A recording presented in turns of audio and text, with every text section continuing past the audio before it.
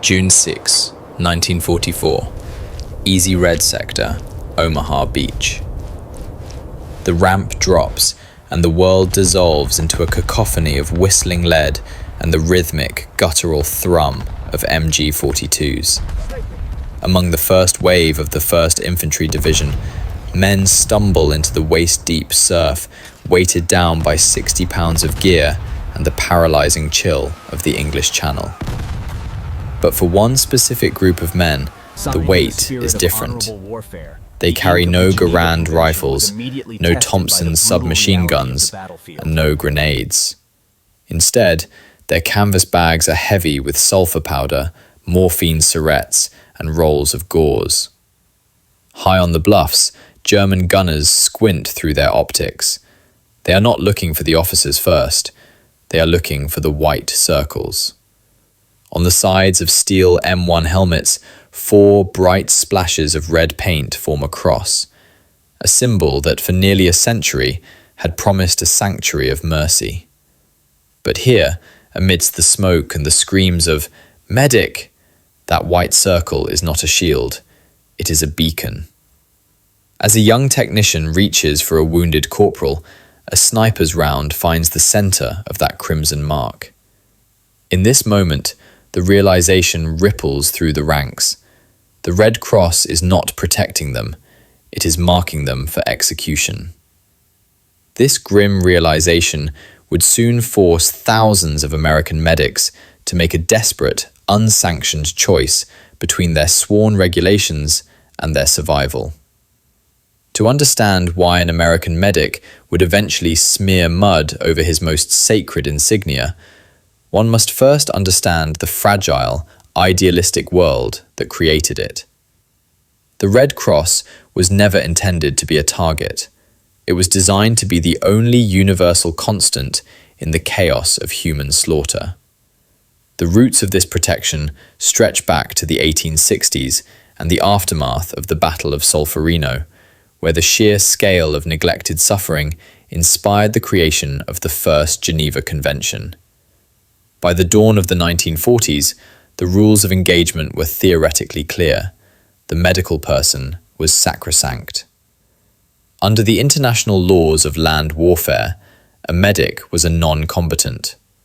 They were forbidden from carrying offensive weapons, and in exchange, the enemy was legally and morally obligated to withhold fire. When the United States entered the Second World War, the US Army Medical Department adhered strictly to these Victorian-era notions of civilized conflict. Training camps churned out thousands of technicians who were taught that their white armbands with the Red Cross were their primary armor. In the early stages of the North African campaign and the invasion of Sicily, this gentleman's war still retained a ghost of its former self.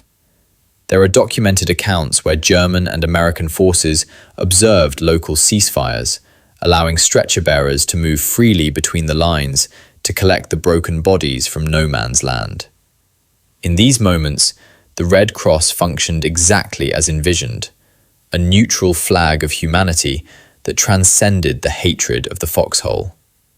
However, as the war transitioned from the desert to the claustrophobic hedgerows of Normandy and the primal savagery of the Pacific, the gentleman's war evaporated. The scale of the conflict grew too large and the desperation too deep for the old world chivalry to survive. The American military structure began to see the medic not just as a healer, but as a vital component of force preservation. If a medic saved a soldier, that soldier could return to the line. To the enemy, this meant the medic was no longer a neutral bystander. He was a technician who repaired the American war machine. The visual identity of the medic was also changing. At the start of the war, the markings were modest. But as the chaos of combat increased, the US Army Command decided that medics needed to be more visible, not less.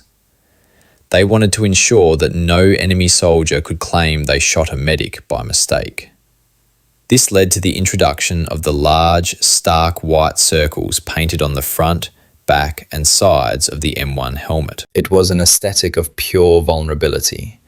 In the green and brown tapestry of a European forest or a tropical jungle, a bright white circle with a red center was the most unnatural, high-contrast shape imaginable. It defied every principle of camouflage. By 1943, as the Italian campaign ground into a brutal war of attrition, the reports coming back to army headquarters began to change in tone. Medics were not just being hit by stray fragments, they were being picked off. Snipers, specialized in psychological warfare, realized that killing a medic did more than remove one man from the field. It destroyed the morale of the entire platoon. When a soldier knows that no one is coming for him when he falls, his willingness to charge a machine gun nest withers. The Red Cross, once a symbol of hope, was becoming a tactical liability of the highest order. As the Allied war machine prepared for the invasion of Fortress Europe, the strategic importance of the combat medic reached its zenith. General Staff recognized that in the coming Great Crusade, casualties would be counted in the hundreds of thousands. The survival of the American infantrymen depended on the speed of medical intervention. To facilitate this, the Army deepened the medics' integration into the front lines. They were no longer stationed in the rear. They were assigned to specific platoons, eating, sleeping, and bleeding alongside the riflemen.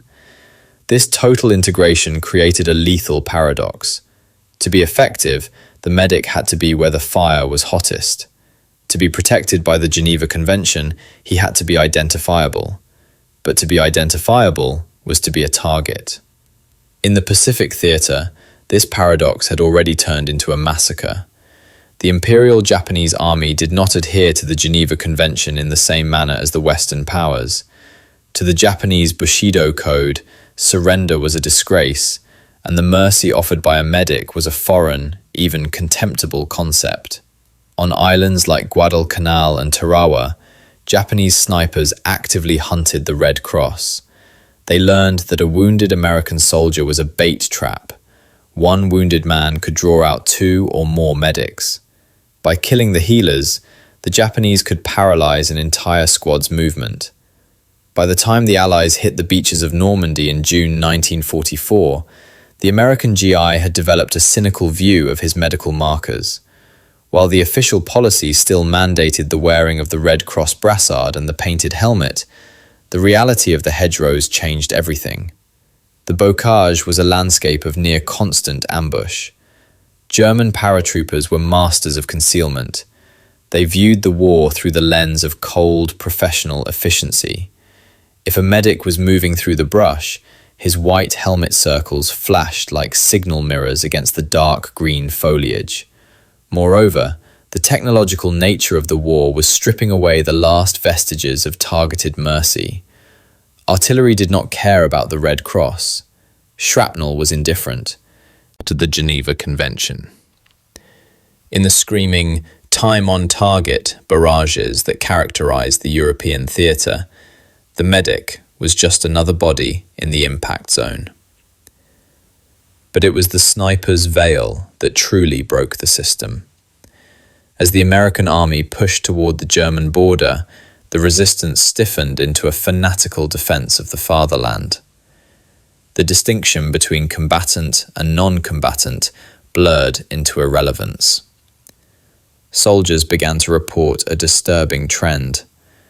Medics were being shot in the back while leaning over patients.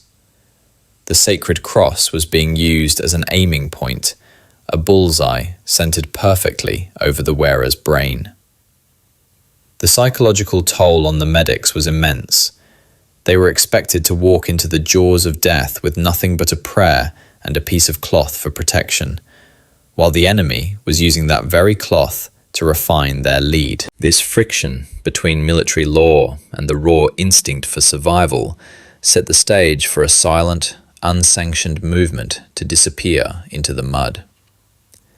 The transition from a protected healer to a hunted target was not a singular event, but a multifaceted collapse of international norms.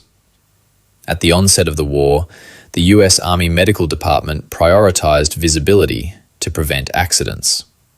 This birthed the iconic Geneva helmet, a standard steel M1 pot painted with 4 large white circles, each containing a vivid red cross. While aesthetically striking, it was a camouflage disaster. In the dense, shadowed forests of the Ardennes or the emerald canopies of the South Pacific, these white circles acted as positive identifiers, shapes that do not occur in nature. Beyond the helmet, the medic's gear itself was distinctive. The twin pockets of the medical yoke created a silhouette that was instantly recognizable even from a distance. While a standard infantryman's silhouette was broken up by a rifle and a cartridge belt, the medic's outline was bulky and rounded. By 1944, many medics began to realize that their very equipment was acting as a death warrant. If the war in Europe was a struggle between nations, the war in the Pacific was a war between worlds. The Imperial Japanese Army's tactical doctrine specifically encouraged the targeting of medical personnel. Under the Japanese no surrender ethos, an American medic was not a humanitarian. He was a restorer of enemy combat power. On islands like Peleliu and Saipan, Japanese snipers would purposefully wound an American soldier in the legs, then wait. They knew the cry of "medic" was inevitable. When the medic rushed into the open, he was the primary target. This baited trap tactic led to a rapid, unofficial change in doctrine. In the Pacific, the Red Cross did not just fail to protect, it actively killed. Within weeks of landing on any given island, American medics were discarding their brassards and using olive drab paint to obliterate the white circles on their helmets. They became indistinguishable from the riflemen because, in the jungle, anonymity was the only form of armor. The Geneva Convention stated that a medic must be unarmed to retain their protected status. However, as the reality of the front lines set in, protection became a relative term. Early in the war, some medics began carrying the M1 carbine, or a Colt 45 pistol for self-defense, and the defense of their patients. This created a moral and legal grey area.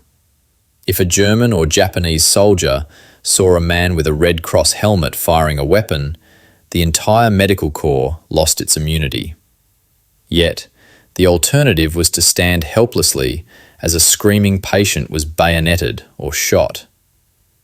This reveals the moment the medic realized that the rules of war were a luxury of the classroom, not a reality of the foxhole.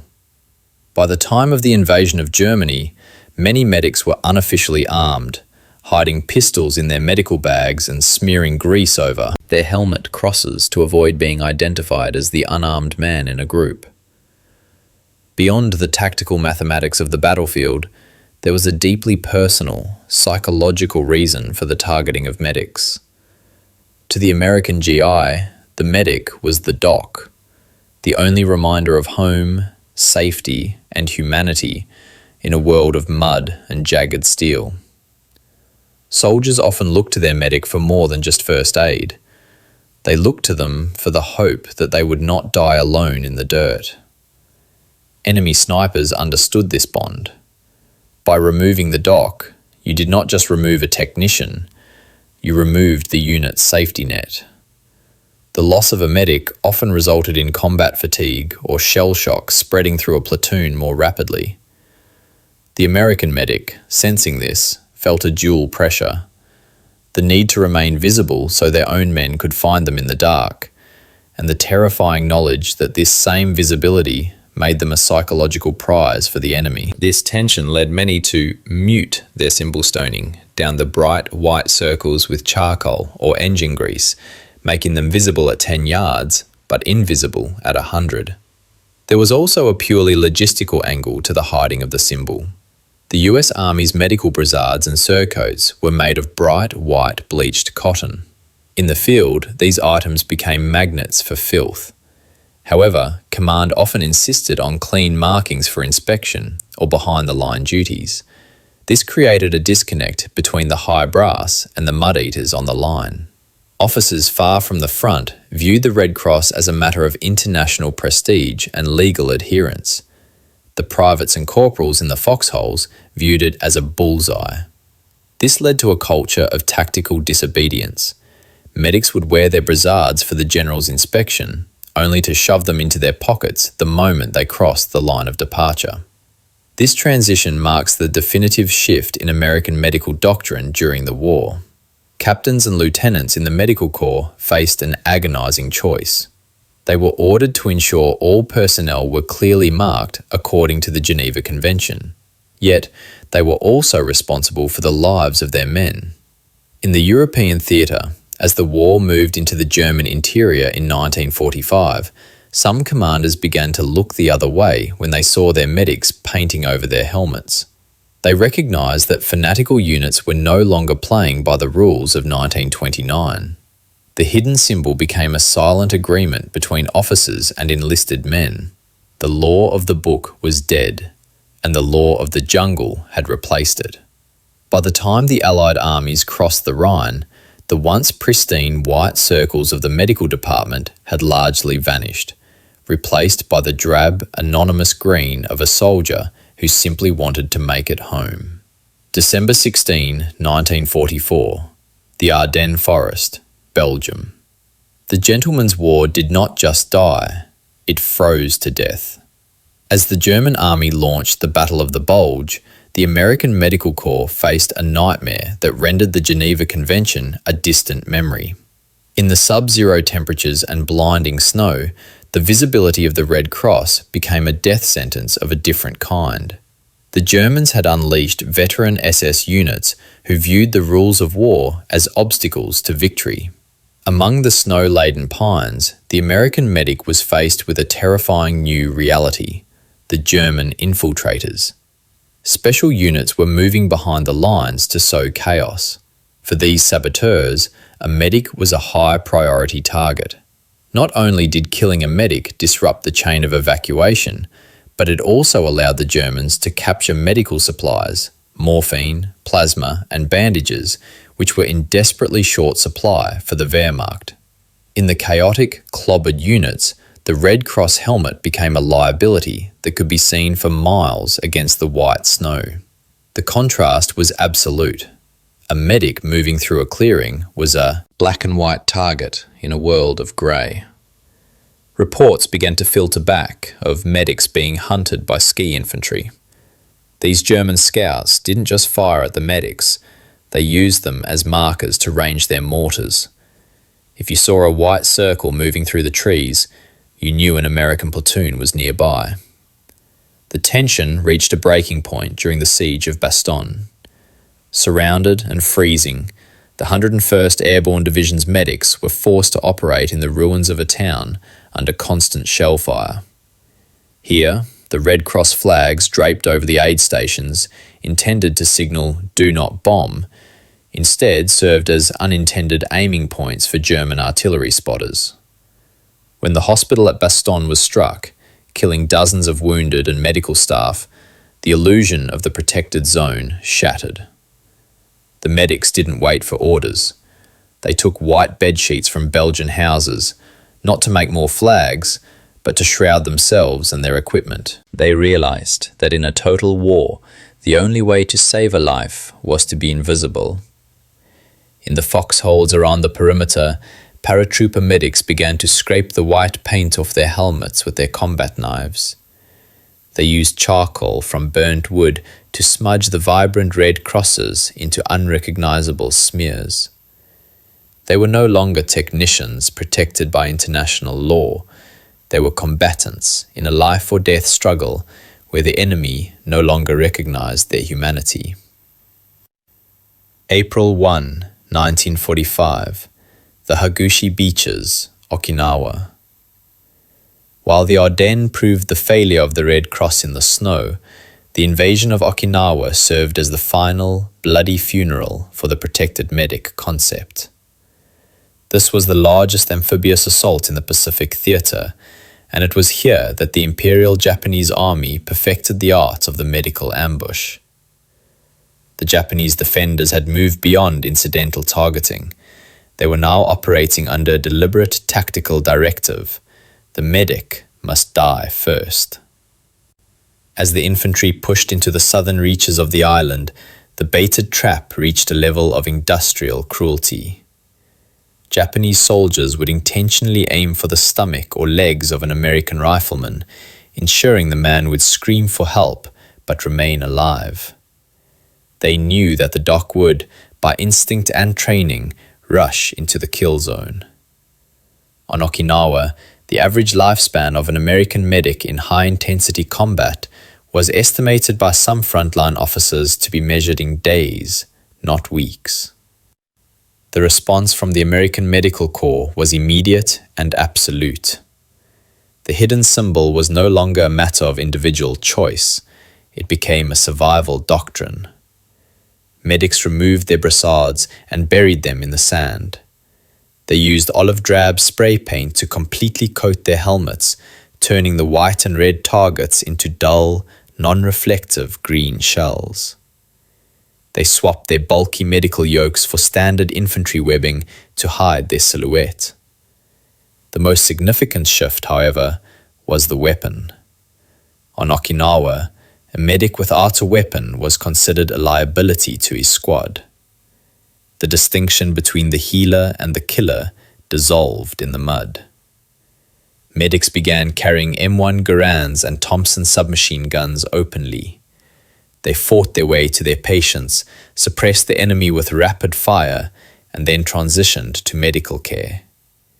This was the birth of the modern, tactical combat casualty care specialist.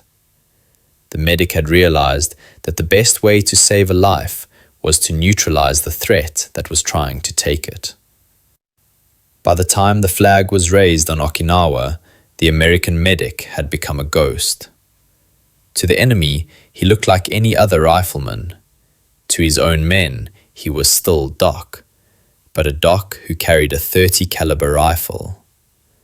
The Red Cross had been discarded out of a desperate, primal need to survive a war that had outgrown its own rules.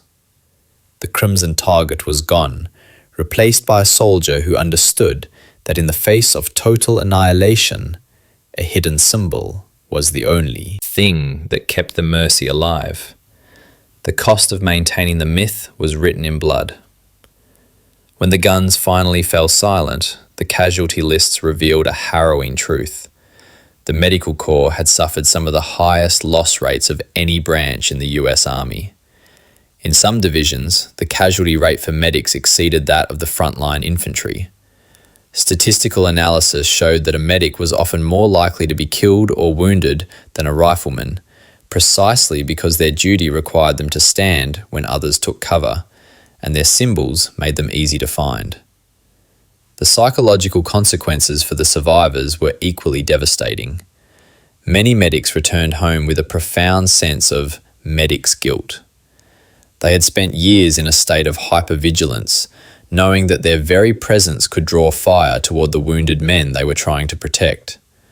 The transition from being a symbol of sanctuary to a magnet for lead left a scar on the collective psyche of the medical department. Combat medics exhibited high rates of what we now recognize as PTSD, often tied to the trauma of being targeted while performing acts of mercy.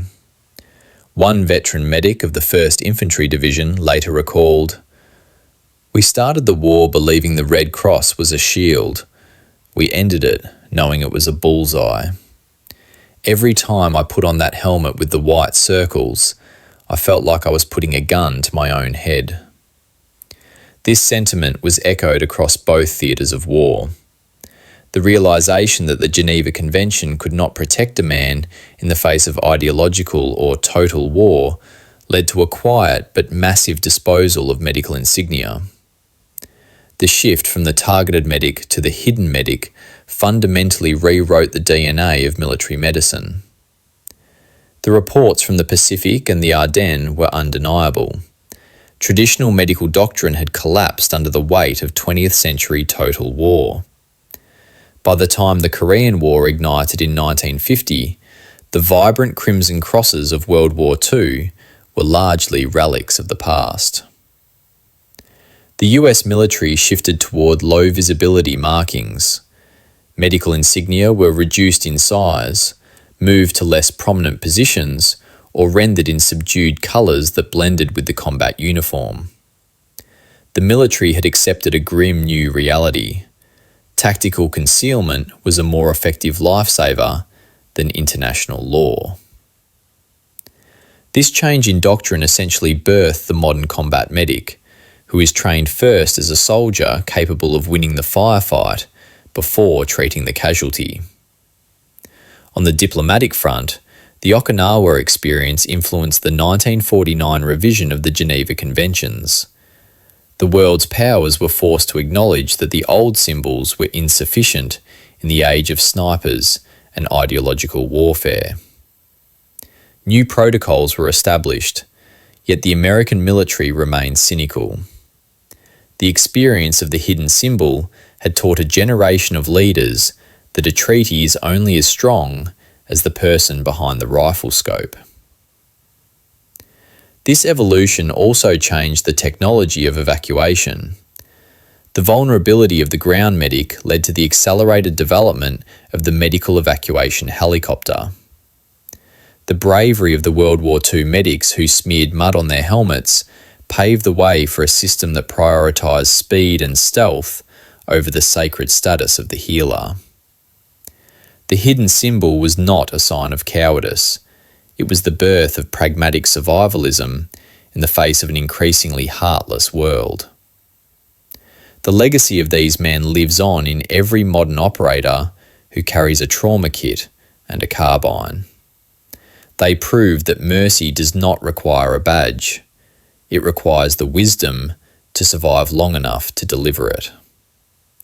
The history of the hidden symbol is more than a footnote in military tactics. It is a profound revelation of the limits of human civilization.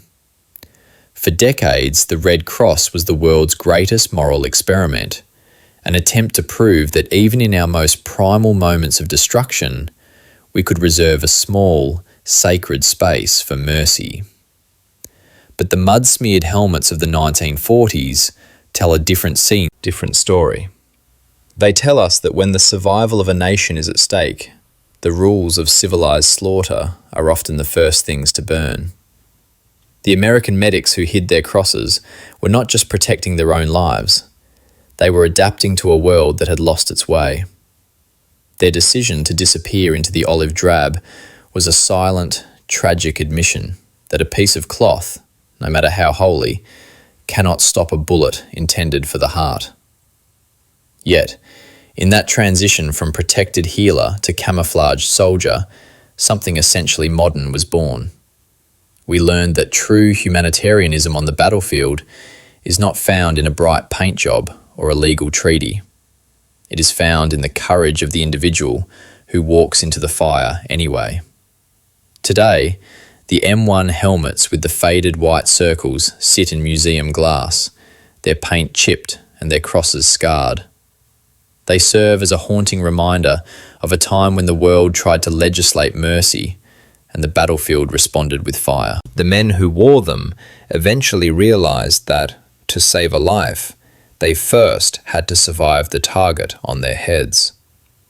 They traded the safety of the law for the safety of the shadows, proving that, in the end, the most important part of being a medic is not being seen, it's being there. The hidden symbol remains the ultimate testament to the combat medic, a figure who exists in the thin, bloody space between life and death, defined not by the cross on his head, but by the compassion in his hands.